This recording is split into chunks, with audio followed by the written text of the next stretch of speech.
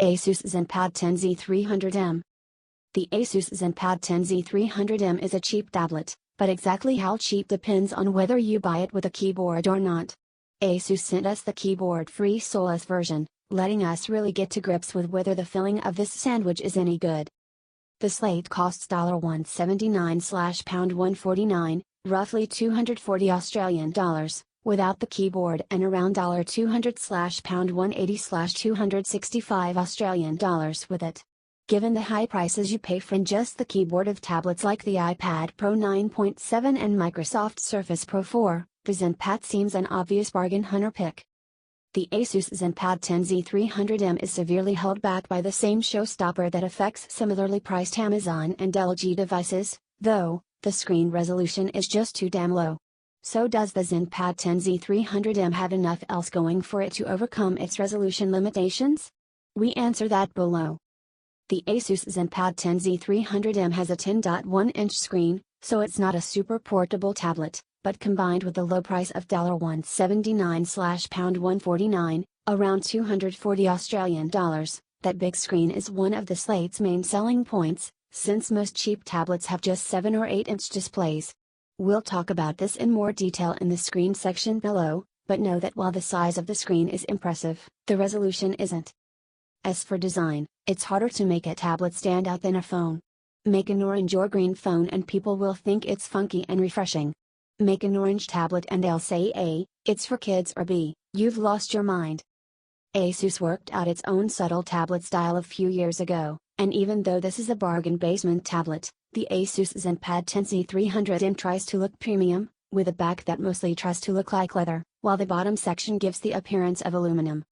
It's just an effect, of course. The lot is plastic, and not the sort of plastic with a soft touch finish or one that feels like another material.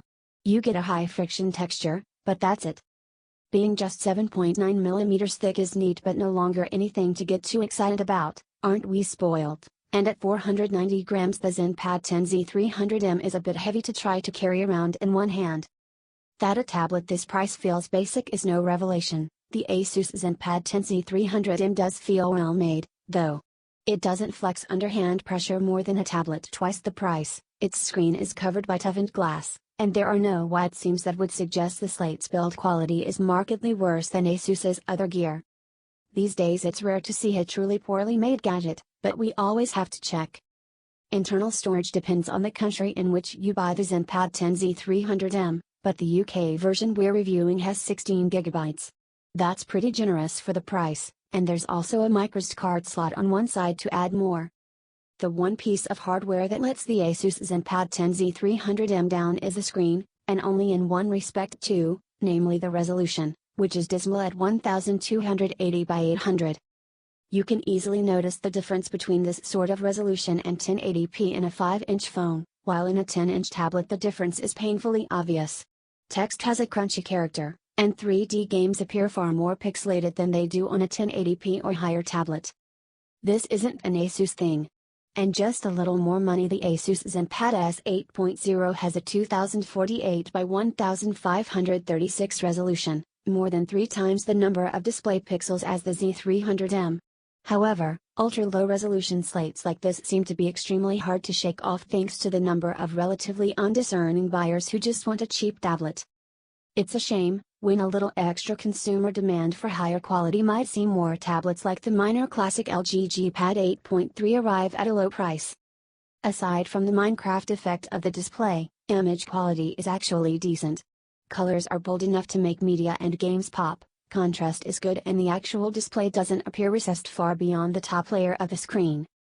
Viewing angles are good too, and top brightness is solid, so in many ways the ZenPad Z300M has a reasonable screen. It's just gagging for a 1920 by 1200 or higher resolution panel. Like all of Asus's own brand tablets, the ZenPad 10Z300M has a custom interface belonged on top of Android. In this case it's Android Marshmallow, not the latest version by any means, but at least we're not stuck with Android Lollipop.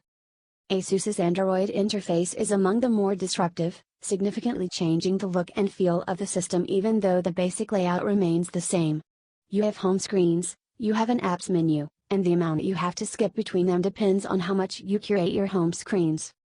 The Asus ZenPad 10 Z300M's interface is a little dated, and has been for a few years now, clearly being based on the aesthetics of Android 4.4 rather than Android 6.7. You get the sense Asus has pumped enough money into the interface to convince itself that building on these foundations is a better investment than a full refresh. We're not so sure.